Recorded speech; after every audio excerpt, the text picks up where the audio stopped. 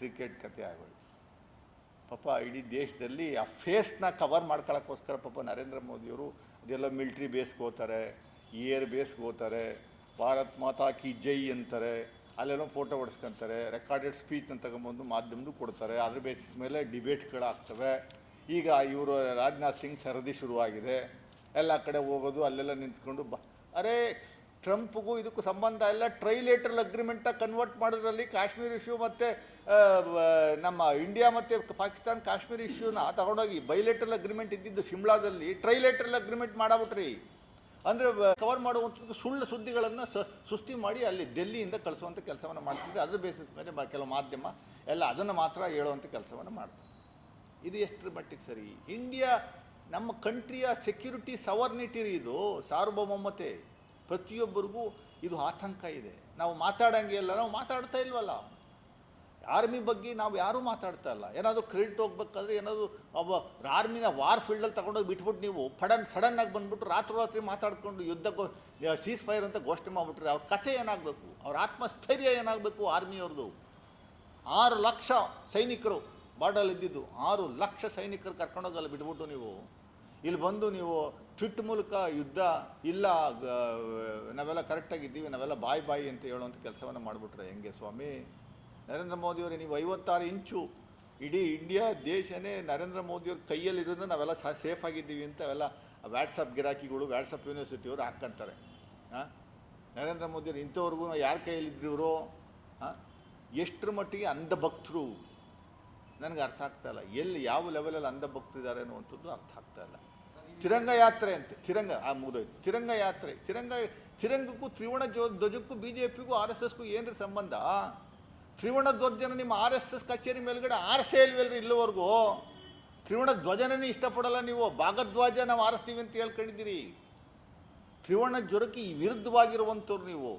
ಆ face cover ಮಾಡುವಂಥದ್ದಕ್ಕೆ college ಮಕ್ಕಳನ್ನೆಲ್ಲ ಕರ್ಕೊಂಬಂದು ಮಾಡಿ. ನಾವು ಫಸ್ಟ್ ಮಾಡಿದ್ದು ಕರ್ನಾಟಕದಲ್ಲಿ ಇಮ್ಮಿಡಿಯೇಟಾಗಿ ಆರ್ಮಿಗೆ ಸಪೋರ್ಟ್ ಮಾಡಿ ನಿಂತಿದ್ದು ಕಾಂಗ್ರೆಸ್ ಪಕ್ಷದ ಸರ್ಕಾರ, ಕಾಂಗ್ರೆಸ್ನವರು. ಈಗ ಜನಗಳು ತಾನಾಗಿ ಇಂದಿರಾ ಗಾಂಧಿಯವ್ರನ್ನ ನೆನೆಸ್ಕೊಳ್ಳೋಕ್ಕೆ ಶುರು ಮಾಡಿದ್ದಾರೆ. ಇಂದಿರಾ ಗಾಂಧಿಯವರು ಯಾವ ರೀತಿ 14 ದಿವಸದಲ್ಲಿ ಪಾಕಿಸ್ತಾನ 2 ಭಾಗ ಮಾಡಿ ತುಂಡು ಮಾಡಿ ಬಿಸಾಕಿದ್ರು. ಸಾಯೋವರೆಗೂ ಚುನಾವಣೆಗೋಸ್ಕರ ಇದು ವ್ಯವಸ್ಥೆಯನ್ನು ನಿರ್ಮಾಣ ಮಾಡ್ಕೊಂಡಿರೋದು. ಮುಸ್ಲಿಮ್ಸ್ ನಮ್ಮ ದೇಶದಲ್ಲಿ ಇಲ್ಲ ಅಂದರೆ BJP ಇಲ್ಲ ಅಂತ ಅರ್ಥ. ಮುಸ್ಲಿಮ್ಸ್ ಇರಬೇಕು, ಮುಸ್ಲಿಮ್ಸ್ ವಾರದಲ್ಲಿ ಅವಾಗವಾಗ ಮುಸ್ಲಿಮ್ಸ್ ವಿರುದ್ಧ ಮಾತಾಡಬೇಕು, ಮುಸ್ಲಿಮ್ಸ್ನ ಕೆಣಕಬೇಕು, ಮುಸ್ಲಿಮ್ಸ್ಗೂ ಹಿಂದೂಗಳಿಗೂ ತಂದಿಡಬೇಕು. ಅದರ ಬೇಸಿಸ್ ಮೇಲೆ ನಾವು ವೋಟನ್ನು ಪಡಿಬೇಕು ಅನ್ನುವಂಥದ್ದು ಅಷ್ಟೇ ಏಕೈಕ ಉದ್ದೇಶ. ನಿಮ್ಮ ಯೋಗ್ಯತೆ ಏನು ಅನ್ನುವಂಥದ್ದು ಗೊತ್ತಾಗೋಲ್ಲ. ನಮ್ಮ ಇಂಡಿಯನ್ ಮುಸ್ಲಿಮ್ಸ್ನ ನೀವು ಪಾಕಿಸ್ತಾನದವ್ರಿಗೂ ಯಾಕೆ ಕಂಪೇರ್ ಮಾಡ್ತೀರಿ? 46 ಕಂಟ್ರಿನಲ್ಲಿ ಮುಸ್ಲಿಮ್ಸ್ ಅವರೇ. ನಾವು we are only against our enemies, Pakistanis, ಉಗ್ರರು. 26 ಜನ ಹೆಣ್ಣು ಮಕ್ಕಳ ಕುಂಕುಮನ ಹರಿಸಿದ್ರಲ್ಲ ಸ್ವಾಮಿ, ಆಪರೇಷನ್ ಸಿಂಧೂರ ಅಂತ ಟೈಟ್ಲ್ ಕೊಟ್ಟಿದ್ದು ಅಷ್ಟೇನಾ? ಅವ್ರು ಹೊಡೆದವ್ರು ಯಾರು, ಎಲ್ಲವರು ಎತ್ತ ಅನ್ನುವಂಥದ್ದು ಹುಡುಕಿದ್ದೀರಾ? ಹಿಡ್ಕೊಂಬಂದ್ರಾ? ಹೊಡೆದ್ರ ಅವ್ರನ್ನ? ನಿಮ್ಮ ಇಂಟೆಲಿಜೆನ್ಸ್ ಫೇಲ್ಯೂರ್ ಆಗಿದ್ದನ್ನ ನೀವು ಯಾಕೆ ಹೇಳ್ತಾ ಇಲ್ಲ ಜನಗಳಿಗೆ? ಅಲ್ಲಿ ಯಾಕೆ ಸೆಕ್ಯೂರಿಟಿ ಕೊಡಲಿಲ್ಲ? ಅದೆಲ್ಲ ಮಾತಾಡಿದ್ರೆ ನಾವೆಲ್ಲ ದೇಶದ್ರೋಹಿಗಳಂತೆ. ಅವನು ಯಾರೋ ಇಲ್ಲಿ ಯಾರೋ ಒಬ್ಬ, ಅವನು ಯಾರೋ ಹಿಂದೆ ಒಬ್ಬ ಕಾರ್ಪೊರೇಟರ್ ಆಗಿದ್ದ, ಅವನೇನೋ ಅಂತ ಏನೋ ಹೇಳ್ತಾನೆ, ನಮ್ಮ ದೇಶದ್ರೋಹಿ ಕಾನೂನಲ್ಲಿ ಹಾಕ್ಬೇಕು. ಹಾಕು. ದೇಶದ್ರೋಹ ಮಾಡ್ತಾ ಇರೋರು ಯಾರಯ್ಯ? ಮೊದಲು ನಿಮ್ಮ ವಿಶ್ವಗುರುನ ಹಾಕಬೇಕು ಒಳಗಡೆ. ವಿಶ್ವಗುರು ಅಂತ ಹೇಳ್ಕೊಂಡು ಊರೆಲ್ಲ ಸುತ್ತ ಅವರೆಲ್ಲ ಅವ್ರನ್ನ ಒಳಗಡೆ ತಗೊಂಡೋಗಿ ಹಾಕಿದ್ರು. ನೋಡಪ್ಪ, ದೇಶದ್ರೋಹ ಮಾಡಿರೋದೇ ಅವರು ಇಲ್ಲಿವರೆಗೆ. ಅರ್ಥ ಐತೆ? ಆ ಸಿಂಧೂ ನದಿ ನೀರನ್ನು ನಿಲ್ಲಿಸ್ತಾರೆ ಅಂತ ಹೇಳಿ ನಿಲ್ಲಿಸ್ಬಿಟ್ಟು ಅಂತ ಅಂದ್ರೆ ಬಿಟ್ಬಿಟ್ರಲ್ಲ ತಿರ್ಗಾ. ಆ ಸಿಂಧೂ ನದಿನ ನೀರನ್ನ ನಿಲ್ಲಿಸೋದಕ್ಕೆ ಅವಕಾಶ ಇಲ್ಲ ಸ್ವಾಮಿ, ನಿಲ್ಸೋಕ್ಕಾಗಲ್ಲ. ನೀರು ತುಂಬೋದ್ಮೇಲೆ, ಯಾಕೆಂದ್ರೆ 365 ಡೇಸು ಅಲ್ಲಿ ಆ ಪರ್ಟಿಕ್ಯುಲರ್ ಜಾಗದಲ್ಲಿ ನಮ್ಮ KRS ಡ್ಯಾಮ್ ಥರ ದೊಡ್ಡದಾಗಿ ವಿಶಾಲವಾಗಿರುವಂಥ ಡ್ಯಾಮ್ಗಳಲ್ಲ. ಅಲ್ಲಿ ಒಂದು 8 ಡ್ಯಾಮ್ಗಳು, ಚೆಕ್ ಡ್ಯಾಮ್ ಥರ ಎಲ್ಲ ಡ್ಯಾಮ್ಗಳು ನಿರ್ಮಾಣ ಮಾಡಿರುವಂಥದ್ದು ಪವರ್ ಜನ್ರೇಷನ್ಗೆ. ಆ ನೀರನ್ನು ನಾವು ನಮ್ಮ ದೇಶದವರು ಇರಿಗೇಷನ್ ಪರ್ಪಸ್ಗೆ ಯೂಸ್ ಮಾಡಲ್ಲ, ಪಾಕಿಸ್ತಾನದವ್ರು ಯೂಸ್ ಮಾಡ್ಕೊಂತಾರೆ. ನೀರು ಹರಿದು ಆ ಕಡೆಗೆ ಹೋಗುತ್ತದೆ.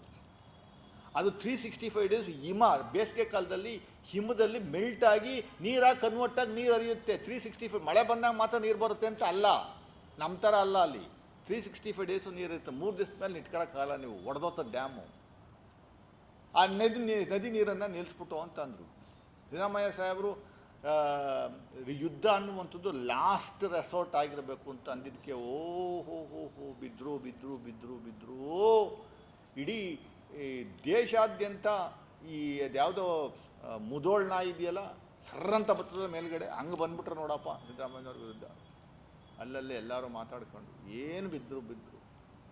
ಸಿದ್ದರಾಮುಲ್ಲಾ ಖಾನ್ ಅಂದರು, ಹಂಗಂದರು. ನಾನು ಅವತ್ತೊಂದು ದಿವಸ ಪ್ರೆಸ್ ಮೀಟ್ ಮಾಡಿ ಹಿಂದೇನು ಪುಲ್ವಾಮಾ ವಿಚಾರದಲ್ಲಿ ಯಾವುದೋ ಮರಗಳು ಹೊಡೆದ್ಬಿಟ್ಟು ಏರ್ ಸ್ಟ್ರೈಕ್ ಮಾಡಿದ್ರು, ಸ್ವಾಮಿ ಹಿಂದಿದ್ದಕ್ಕೆ ತಗೊಳಪ್ಪ ಆ ಇದರಲ್ಲಿ ಜನಗಳು ನನ್ನ ಬಗ್ಗೆ ಮಾತಾಡಿದ್ರು. ನನ್ನ ಹೇಳಿಕೆ ಏನಲ್ಲ ಡಿಬೇಟಲ್ಲಿ ಕೋಟ್ ಮಾಡಿಬಿಟ್ರು. ಈಗ ಹೇಳಿ ಅವರು ಏನು ಎತ್ತ ಅಂತ. ಏನು ಮಾಡಿದ್ರು ಸ್ವಾಮಿ ಹೇಳಿ ಸ್ವಾಮಿ, ಯಾವ ಹಂತಕ್ಕೆ ತಗೊಂಡೋಗಿದ್ರಿ ಅಂತ ಹೇಳಿ. ಕೊನೆಯದಾಗಿ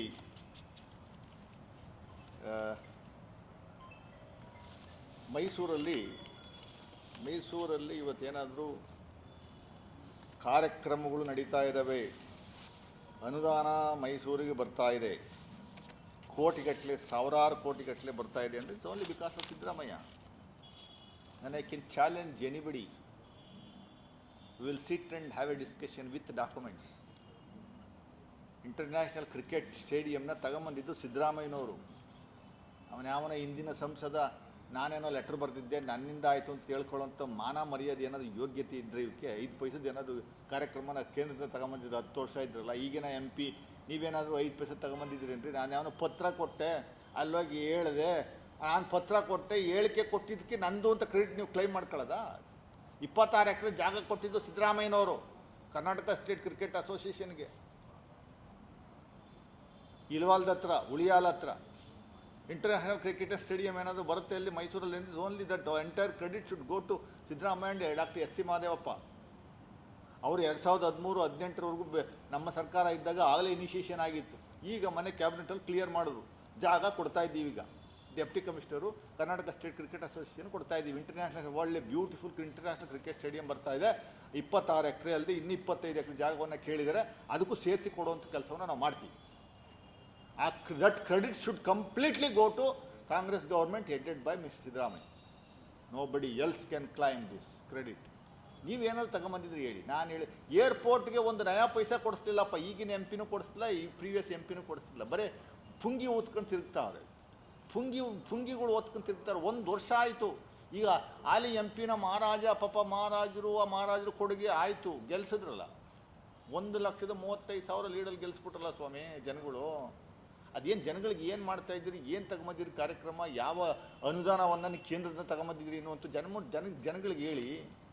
ಇಡೀ ಊರೇ 5,000 ಎಕರೆ, 6,000 ಎಕರೆ, 10,000 ಎಕರೆ ನಮ್ಮದು ಅಂತ ಪತ್ರಗಳಿಗೆ ಬರ್ಕೊಂಡು ಕೂತ್ಕೊಂಡಿದ್ದೀರಪ್ಪ. ಅದ್ಯಾವುದೋ ಪಾಪ ಚಾಮರಾಜನಗರದಲ್ಲಿ ಹಳ್ಳಿಗಳಲ್ಲಿ ಎಷ್ಟೋ ವರ್ಷ ಶೆಟ್ಲಾಗಿ ಜನಗಳು ವಾಸ ಆಗ್ತಿದ್ದು 5,000 ಎಕರೆ ನಮ್ಮದು ಅಂತ ಪತ್ರ ಬರಿತೀರಿ, ನಮಗೆ ಬಿಡಿಸ್ಕೊಡಿ ಅಂತ. ಎಷ್ಟೊಂದು ಎಕರೆ ಜಾಗ ಏನು ಮಾಡ್ತೀರಿ? ಆ ಬಳ್ಳಾರಿ ರೋಡಲ್ಲಿ ಒಂದು ರೋಡ್ಗೆ 14 ಎಕರೆ ಜಾಗಕ್ಕೆ 3,011 ಕೋಟಿ ಕ್ಲೈಮ್ ಮಾಡಿದ್ದೀರಾ. TRP ದುಡ್ಡನ್ನ ಸುಪ್ರೀಂ ಕೋರ್ಟ್ ಮೂಲಕ ತಗೊಂಡಿದ್ದೀರಿ. 3,011 ಕೋಟಿ ಅಂದರೆ ಒಂದು ಎಕರೆಗೆ 250 ಕೋಟಿ ಆಯಿತು. ಜನಗಳಿಗೆ ಏನು ತಗೊಂಬಂದಿದ್ರೆ ಹೇಳಿ ಸ್ವಾಮಿ. ನಿಮ್ಗೆ ಓಟ್ ಹಾಕಿವ್ರಲ್ಲ ಮಹಾರಾಜರು ಅನ್ನೋಂಥದ್ದಕ್ಕೆ ಇದನ್ನ ಇಟ್ಕೊಂಡು ರೆಸ್ಪೆಕ್ಟ್ ಇಟ್ಕೊಂಡು ಕೊಟ್ಟಿದ್ರಿ. ಬಟ್ ನಾವು ಕೊಡೋ ಕಾರ್ಯಕ್ರಮಗಳು ನಮ್ಮದು ಅಂತ ಯಾಕೆ ಹೇಳ್ಕೊಂಡು ತಿರ್ಗ್ತೀರಿ? ಅದನ್ನು ನಾವು ಕೇಳ್ತಾ ಇದ್ದೀವಿ ಅಷ್ಟೇ, ಇನ್ನೇನಿಲ್ಲ. ಹೇಳಿ ಸರ್, ಬನ್ನಿ. ಪ್ರಶಾಂತ್,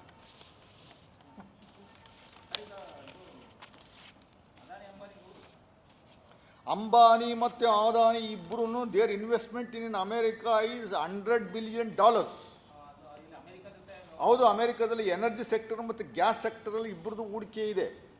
ಆ ಪರ್ಟಿಕ್ಯುಲರ್ ಅಂಬಾನಿಯವರು ಈ has got stake of 21% in wave tech helium. 100ಕ್ಕೂ 100ರಷ್ಟು ನರೇಂದ್ರ ಮೋದಿಯವರು ಸೀಸ್ ಫೈರ್ನ ಘೋಷಣೆ ಮಾಡುವಂಥದ್ದಕ್ಕೆ ಪ್ರಮುಖವಾದ ಕಾರಣ ಅವನಿಗೆ ಟ್ರಂಪೇ ಹೇಳ್ಕೊಂಡಿಲ್ವಾ? ಅವರು ಭಾಷಣದಲ್ಲಿ ಹೇಳಿದಲ್ಲ, I am going to stop trading ಅಂತ. ಟ್ರೇಡಿಂಗ್ ಅಂದರೆ trading with not with India, trading with Ambani and Adani. Ambani Adani ಟ್ರೇಡನ್ನು ನಿಲ್ಲಿಸ್ತೀವಿ ಎಂದಿದ್ದಕ್ಕೆ ಎದ್ರ ಕಂಬಿಟ್ರವರು. ನೋಡ್ರಿ ಸ್ವಾಮಿ, ಇದು ಭಾಳ ಸಹಜ. ನರೇಂದ್ರ ಮೋದಿಯವರು ಮತ್ತು ಅಮಿತ್ ಶಾ ಅವರಿಬ್ಬರು ವ್ಯಾಪಾರಿಗಳು, ಗುಜರಾತ್ನವರು. ಪಾಪ ಇನ್ನಿಬ್ಬರು ಅವ್ರು ಏನಿದ್ರು ವ್ಯಾಪಾರ, ಯಾವಾಗಲೂ ವ್ಯಾಪಾರನೇ. ಅವರು ಏನು ಮಾಡಿದ್ರು ವ್ಯಾಪಾರ ಇಲ್ಲದೆ ಏನಿಲ್ಲ. ಲಾಭ ನಷ್ಟ ಇಲ್ಲದೇ ಅವ್ರು ಏನು ನಷ್ಟ ಅನ್ನುವಂಥದ್ದಿಲ್ಲ, ಲಾಭನೇ. ಎಲ್ಲವೂ ಲಾಭದ ದೃಷ್ಟಿಯಿಂದನೇ ಅವರು ವ್ಯವಹಾರ ಮಾಡೋದು ಇಡೀ ದೇಶಾದ್ಯಂತ.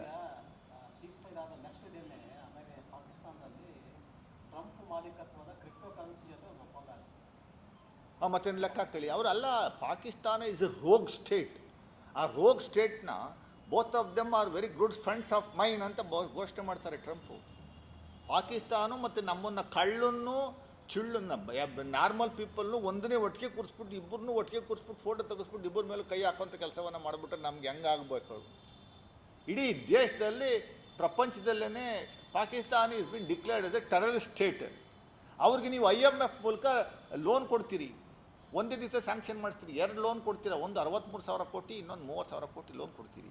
30,000 ಕೋಟಿ 63,000 ಕೋಟಿ ಎಷ್ಟು ಲೋನ್ ಕೊಡ್ತೀರಾ? ಆಮೇಲೆ ವೆಪನ್ ಪರ್ಚೇಸ್ ಮಾಡೋಕ್ಕೆ ಆ ದುಡ್ಡನ್ನ ತಗೊಂಡು ತಿರ್ಗಾ ಅಮೇರಿಕಾಗೆ ಕೊಡ್ತಾರೆ ಅವರು. ಈ ಥರ ಇರುವಾಗ ಹೆಂಗೆ ನೀವು ನರೇಂದ್ರ ಮೋದಿಯವರು ಹೋಗಿ ನೀವು ಸಂಪೂರ್ಣವಾಗಿ ಶಿರಬಾಗಿ ಅವ್ರ ಕಾಲಿಗೆ ಬಿದ್ದುಬಿಟ್ರಲ್ಲ ಸ್ವಾಮಿ, ನಮ್ಮ ಇಂಡಿಯನ್ ಮಾನ ಮರ್ಯಾದೆ ಎಲ್ಲ ತೆಗೆದುಬಿಟ್ರಲ್ಲ ಸ್ವಾಮಿ. 56 ಇಂಚಿನ ಎದೆರು ಎಲ್ಲಿದ್ದೀರಿ? ಏನೇನೋ ಬಾಯಿಗೆ ಬಂದಂಗೆಲ್ಲ ಹೊರಗಡೆ ಬಂದು ಮಾತಾಡ್ತಾ ಇದ್ದೀರಿ. ನಾವು ಸಕ್ಸಸ್ ಆಗೋದು ಅಂತ ಏನಲ್ಲಿ ಸಕ್ಸಸ್ ಆದ್ರೇನು ಅಂತ ಜನಗಳಿಗೆ ಹೇಳಿ ಸ್ವಾಮಿ.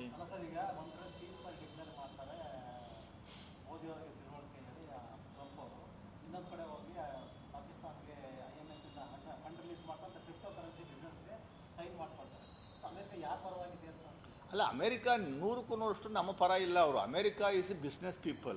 ಇವರು ಬಿಸ್ನೆಸ್ ಮ್ಯಾನ್, ಅವರು business man. Particular Trump is a business man.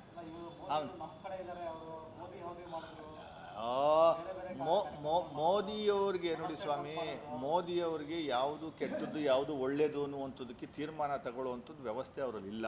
ಭಾಳ ದುರಂಕಾರಿ ಪ್ರೈಮ್ ಮಿನಿಸ್ಟರ್ ಯಾರಾದರೂ ಇದ್ದರೆ ಅದು ನರೇಂದ್ರ ಮೋದಿಯವರು. ಇಂಥವ್ರಿಗೂ ಆಲ್ ಪಾರ್ಟಿ ಮೀಟಿಂಗ್ಗೆ 1-2 ಸರಿ ಕರೆದ್ರು. ಆಲ್ ಪಾರ್ಟಿ ಮೀಟಿಂಗ್ ಒಂದು ದಿವಸ ಆದರೂ ಹೋಗಿ ಪ್ರೈಮ್ ಮಿನಿಸ್ಟರ್ ಕೂತು ಏನು ಎತ್ತ ಅನ್ನುವಂಥ ಡಿಸ್ಕಸ್ ಮಾಡೋದೇನ್ರಿ? ಆ ಮಟ್ಟಿಗೆ ದುರಂಕಾರ ಇದೆ.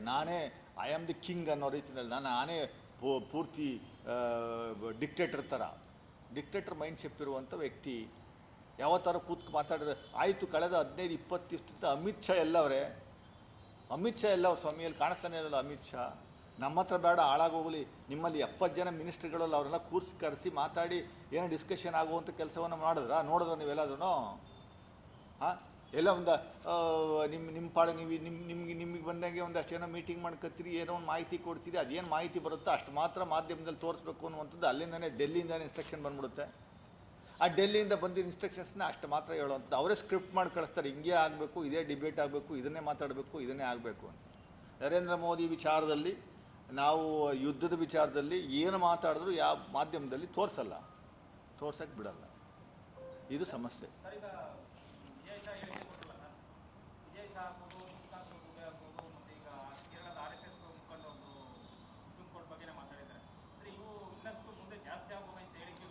ಅಲ್ಲ, ಅವರಿಗೆ ಪ್ರಜಾಪ್ರಭುತ್ವದಲ್ಲಿ ನಂಬಿಕೆ ಇಲ್ಲದೆ ಇರುವಂಥ ಪಕ್ಷ, ನಂಬಿಕೆ ಇಲ್ಲದೆ ಇರುವಂಥ ಸಂಸ್ಥೆ, ನಂಬಿಕೆ ಇಲ್ಲದೆ ಇರುವಂಥ ಮೈಂಡ್ ಸೆಟ್ ಯಾರಿಗಾದ್ರು ಇದ್ದರೆ ಅದು BJP RSSನವ್ರಿಗೆ. ಅವರಿಗೆ ಪ್ರಜಾಪ್ರಭುತ್ವದ ವ್ಯವಸ್ಥೆನ ನಂಬಿಕೆ ಇಲ್ಲ. ಬರೀ ಹಿಂದುತ್ವ ಅನ್ನುವಂಥದ್ದು ಹೇಳ್ಕೊಂಡು ದೇಶನ ಒಡಿಬೇಕು, ಆಳಬೇಕು ನಾವು ಅಷ್ಟೇ. ಅವ್ರ ಮೇಲೆ ಯಾರೂ ಗದ್ದಾಪ್ರಹಾರ ಮಾಡೋಂಗಿಲ್ಲ, ಅವ್ರ ವಿರುದ್ಧ ಯಾರೂ ಪ್ರಶ್ನೆ ಮಾಡೋಂಗಿಲ್ಲ. ಯಾರಾದರೂ ಪ್ರಶ್ನೆ ಮಾಡಿದ್ರೆ ಅದಕ್ಕೆ ಬೇರೆ ರೀತಿ ಇವರು ಅವ್ರನ್ನ ಸಿಕ್ಕಿಸ್ಕೊತಾರೆ. ಅದು ಪ್ರಶ್ನೆ ಮಾಡೋಂಗಿಲ್ಲ, ಕೇಳಂಗೆ ಇಲ್ಲ, ಪ್ರಶ್ನೆ ಕೇಳಂಗಿಲ್ಲ. ಏನು ಆತಾದೆ ಸ್ವಾಮಿ ಅಂತ ಕೇಳಂಗೆ ಇಲ್ಲ. ಕೇಳಿದರೆ ಎಲ್ಲ ಸೋಷಿಯಲ್ ಮೀಡಿಯಾ ಮೂಲಕ, ಅಂಧ ಭಕ್ತರ ಮೂಲಕ, ಅವರ ಎಂಪ್ಲಾಯೀಸು ಒಂದಷ್ಟು ಜನ BJP ಗುಗ್ಗುಗಳವರಲ್ಲ, ಆ ಗುಗ್ಗುಗಳ ಮೂಲಕ ನಮ್ಮನ್ನೆಲ್ಲ ಬಯಸುವಂಥ, ಕಾಂಗ್ರೆಸ್ನವರು ಬಯಸುವಂಥ ಕೆಲಸವನ್ನು, ಭಾಳ ಕೆಟ್ಟದಾಗಿ ಮೆಸೇಜ್ ಹಾಕ್ಸುವಂಥ ಕೆಲಸವನ್ನು ಮಾಡ್ತಾರೆ. ಅಲ್ಲ, ಅದನ್ನೇ ಕೇಳಬೇಕು ನಾವು. BJPಯವರು ಏನು ಎತ್ತ ಅನ್ನುವಂಥದ್ದು ಹೇಳಿ, ಅದನ್ನು ಮರೆಮಾಚಿ ಯಾರೋ ಅಶೋಕ್ ಅಂತ ಹೇಳ್ತಾರೆ POK ಆಲ್ರೆಡಿ ಕೊಟ್ಟಾಗಿದೆ ಅಂತಾರೆ. POK ಕೊಟ್ಟಾಗಿದೆ ಅಂದರೆ ಅದೇ ಮಿನಿಮಮ್ ಕಾಮನ್ ಸೆನ್ಸ್ ಇಲ್ದಿರುವಂಥ ಒಬ್ಬ ವಿರೋಧ ಪಕ್ಷ ನಾಯಕ ನಮ್ಮ ಕರ್ನಾಟಕದಲ್ಲಿ. POK ಅಂದ್ರೇನು? ಪಾಕಿಸ್ತಾನ ಆಕ್ಯುಪೈಡ್ ಕಾಶ್ಮೀರ್ ಅಂತ. ಪಾಕಿಸ್ತಾನ ಇಲ್ಲಿಗಲಿ as occupied the Kashmir, part of Kashmir. ಅದನ್ನು ಪಾಕಿಸ್ತಾನ ಕೊಟ್ಟಾಗಿದೆ, ಅದ್ರ ಬಗ್ಗೆ ಯಾಕೆ ಮಾತಾಡ್ತೀನಿ ಅಂತ ಪ್ರೆಸ್ ಮೀಟಲ್ಲಿ ಹೇಳ್ತಾನೆ ಅಶೋಕ್. ಒಂದು ನೀವು ಲೆಕ್ಕ ಹಾಕಲಿ ಅವ್ರಿಗೆ ಎಷ್ಟು ಕಾಮನ್ ಸೆನ್ಸ್ ಇದೆ ಅನ್ನುವಂಥದ್ದು. ಈಗ POK ಕೊಟ್ಟಾಗಿದೆ, ಅದನ್ನು ನೀವು ಯಾಕೆ ತಿರ್ಗೋದ್ರ ಬಗ್ಗೆ ಮಾತಾಡ್ತೀರಾ ಅಂತಾರೆ. ಯಾರೋ ಪಾಪ ಹೇಳ್ಕೊಟ್ಟಿರೋ ಸರಿಯಾಗಿ ಹೇಳ್ಕೊಟ್ಟಿಲ್ಲ, ಮಾಹಿತಿ ಕೊರತೆ ಇರೋದ್ರಿಂದ ಏನೇನೋ ಮಾತಾಡ್ತಾರೆ. ಏನೇನೋ ಸೀಸ್ಫೈರ್ ಅನ್ನೋದ್ರ ಬಗ್ಗೆನೇ ಏನು ಗೊತ್ತಿಲ್ಲ. ಸೀಸ್ಫೈರ್ನ ಯಾರು ಡಿಕ್ಲೇರ್ ಮಾಡಬೇಕು ಅಂತ ಗೊತ್ತಿಲ್ಲ, ಅದು ಕಾನ್ಸೆಪ್ಟ್ ಏನು ಅಂತ ಗೊತ್ತಿಲ್ಲ. ಪಾಪ ಟ್ರೋಲ್ ಮಾಡಿ ಅವರು ಕೆಲಸನೇ ಬಿಡೋ ಅಂತ ಹೊರಟೋಗಿದ್ರು. ಅವರು ಸರ್ಕಾರ ಏನು ಹೇಳುತ್ತೋ ಅದನ್ನು ತಗೊಂಬಂದು ಹೊರಗಡೆ ಬಂದಿಲ್ಲಿ ಸೀಸ್ಫೈರ್ನ ಘೋಷಣೆ ಮಾಡೋದು ಅಷ್ಟೇ. ಅವ್ರಿಗೂ ಅದಕ್ಕೇನು ಸಂಬಂಧ? ಸರ್ಕಾರ ಏನು ಸ್ಟೇಟ್ಮೆಂಟ್ ಕೊಡುತ್ತೋ ಅದನ್ನು ಬಂದು ಘೋಷಣೆ ಮಾಡಿ ಹೋದ್ರು ಅವ್ರು ಅಷ್ಟೇ. ಪಾಪ ಮಿಸ್ರಿ ಸೋಫಿಯಾ ಕುರೇಶಿ ವಿಚಾರದಲ್ಲಿ ಟೆರರಿಸ್ಟ್ ತಂಗಿ ಅಂತ ಹೇಳ್ತಿರಲ್ರಿ, ನಿಮ್ಗೇನಾದ್ರು ಮಾನ ಮರ್ಯಾದೆ ಇದೆಯೇನ್ರಿ? ಅದಕ್ಕೇನೋ ಖಂಡನೆ ಮಾಡುವಂಥ ಕೆಲಸವನ್ನು ಬಿ ಜೆ ಪಿಯವ್ರು ಮಾಡವ್ರ. ಅವ್ನು ತೆಗೆದು ಒಳಗಡೆ ಹಾಕಬೇಕು. ಮಿನಿಸ್ಟ್ರಿಪ್ಪಿಂದ ಕಿತ್ತಾಕಿಲ್ವಲ್ಲ, ಅವ್ನಿಗೊಂದು ವಾರ್ನಿಂಗು ಕೊಡಲಿವಲ್ಲ. ಅಟ್ಲೀಸ್ಟ್ ಟ್ವಿಟ್ಟಲ್ಲಿ ಬಂದಾದರೂ ಹೇಳ್ಬೇಕಲ್ವ ನೀವು? ವಿಶ್ವಗುರುಗಳು ಟ್ವಿಟ್ಟಲ್ಲಾದರೂ ಬಂದು ಆರ್ಮಿಗೆ ನೀವು ಇದು ಮಾಡ್ತಾಯಿದ್ದೀರಿ, ಅವಮಾನ ಮಾಡ್ತಾಯಿದ್ದೀರಿ ಅಂತ ಹೇಳೋಂಥ ಕೆಲಸ ಮಾಡಬೇಕಲ್ಲ. ಮುಸ್ಲಿಮ್ಸ್ ಅನ್ನುವಂಥದ್ದು ಆದ್ದರಿಂದ ಮುಸ್ಲಿಮ್ಸು ಅಂತ ನೀವು ಅಲ್ಲಿ ತಗೊಂಡೋಗಿ ಕೂರಿಸಿದ್ರಾ ಏನು ಅಂತ ಹೇಳಿ ಜನಗಳಿಗೆ? ಕ್ಯಾಸ್ಟ್ ಬೇಸಿಸ್ ಮೇಲೆ ಮಾಡ್ತೀರಾ ನೀವು? ಅಲ್ಲ, ಅದು ಚೀಫ್ ಕಮಾಂಡೆಂಟು ರಾಷ್ಟ್ರಪತಿಗಳು, ಅವರು ಪಾತ್ರ ಏನು ಅನ್ನುವಂಥದ್ದು ನರೇಂದ್ರ ಮೋದಿನೇ ಕೇಳಬೇಕು ನಾವು. ಇವ್ರ ಪಾತ್ರ ಎಲ್ಲೂ ಅವ್ರನ್ನ ಹೋಗಿ ಭೇಟಿನೂ ಇಲ್ಲ. ಕೊನೆಯಲ್ಲಿ ಬಂದು ಹೋಗಿ ನಮಸ್ಕಾರ ಮಾಡಿದ್ದು ನಾನು ಫೋಟೋ ನೋಡಿದೆ. ಅದೇ ಹೋಗಿದ್ರು, ಏನು ಮಾತಾಡಿದ್ರು, ನಮಸ್ಕಾರ ಮಾಡಿದ್ದು ನಾನು ನೋಡಿದೆ. ಕೊನೆಯಲ್ಲಿ ಹೋಗಿ ಸೀಸ್ ಫೈರೆಲ್ಲ ಘೋಷಣೆ ಆದಮೇಲೆ ಹೋಗಿ ನಮಸ್ಕಾರ ಮಾಡಿದ್ದು ಒಂದು ಫೋಟೋ ನೋಡಿದೆ ನಾನು. ಯಾಕೆಂದ್ರೆ ನೀವು ಹೇಳ್ದಂಗೆ ಚೀಫ್ ಕಮಾಂಡೆಂಟೇ 3 ಸಿಸ್ಟಮ್ಗೆ ಪ್ರೆಸಿಡೆಂಟ್ ಆಫ್ ಇಂಡಿಯಾ. ಅವನು ಶೀ ಈಸ್ ದಿ ಎಡ್ ಆಗಬೇಕು. ಯುದ್ಧ ಘೋಷಣೆ ಆಗೋದಕ್ಕಿಂತ ಮುಂಚೆ ಚೀಫ್ ಕಮಾಂಡೆಂಟಲ್ಲಿ ಹೋಗಿ ಕನ್ಸಲ್ಟ್ ಮಾಡಿ ಅದು ಮಾಡಬೇಕಾಗಿತ್ತು. ಏನು ನಡೀತಾ ಇದೆ ಅಂತಲೇ ಗೊತ್ತಾಗಲಿಲ್ವಲ್ಲ ಸ್ವಾಮಿ? ಏನೋ ಕೇಳಿದ್ರೆ ನಾವು ಹೇಳಂಗಿಲ್ಲ. ಹಾಂ, ಯುದ್ಧ ಅಂತ ಅಫಿಷಿಯಲ್ ಘೋಷಣೆ ಎಲ್ಲೂ ಆಗಿರಲಿಲ್ಲ ಸರ್. ಮಧ್ಯಾಹ್ನ ಅಷ್ಟೇ ಆಪರೇಷನ್ ಸಿಂಧೂರ ಅಂತ ಇದ್ದಕ್ಕಿದ್ದಂಗೆ ಬೆಳಗ್ಗೆ ನಾವು ಟಿ ವಿ ನೋಡ್ತಿದ್ದಾಗ ಬಂತು ಅಷ್ಟೇ.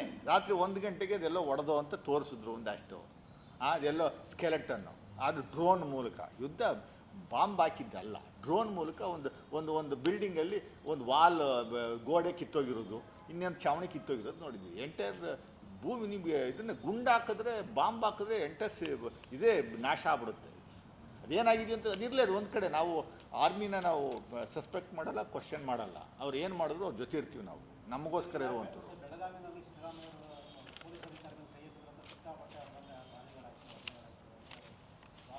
ಎಲ್ಲಿ ಕೈ ಎತ್ತಲಿಲ್ಲ. ಬಟ್ ಆದ್ರೂ ನೀವು ಹೇಳ್ದಂಗೆ ಅವ್ರ ವಿರುದ್ಧ ಭಾಳ ದೊಡ್ಡ ಮಟ್ಟದಲ್ಲಿ ಆಂದೋಲನ ಶುರು ಮಾಡಿದ್ರು. ಏನು ಮಾತಾಡೋದು ಕಷ್ಟ ಸರ್. ನಾವು ಹೊರಗಡೆ ಬಂದು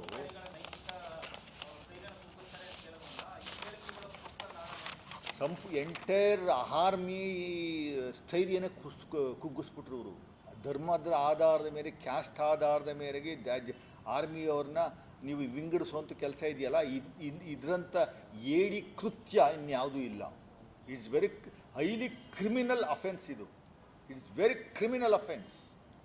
ಟೆರರಿಸ್ಟ್ ಸಿಸ್ಟರ್ ಅಂತ ಒಬ್ಬ ಆರ್ಮಿ ಮಹಿಳೆಯನ್ನು ನೀವು ಕರೆದ್ರೆ ಎಲ್ಲಿಗೆ ಹೋಗ್ತಾ ಇದ್ದೀವಿ ನಾವು? ಯಾವ ಲೆವೆಲ್ ಹೋಗ್ತಾ ಇದ್ದೀವಿ? ಎಷ್ಟರ ಮಟ್ಟಿಗೆ ನಿಮ್ಮ ಒಳಗಡೆ ಆಕ್ರೋಶ ಇದೆ ಒಂದು ಸಮುದಾಯದ ವಿರುದ್ಧ ಅನ್ನುವಂಥದ್ದಕ್ಕೆ ಇದು ಒಂದು ಕಾರಣ. ಬೇರೆ ಬೇರೆ ಸಮುದಾಯದವ್ರಿಗೆ ವಿರುದ್ಧ ಯಾವ ರೀತಿ ನಿಮ್ಮಲ್ಲಿದೆ ಆಕ್ರೋಶ ಇದೆ ಅನ್ನುವಂಥದ್ದಕ್ಕೆ ಆಟೋಮೆಟಿಕ್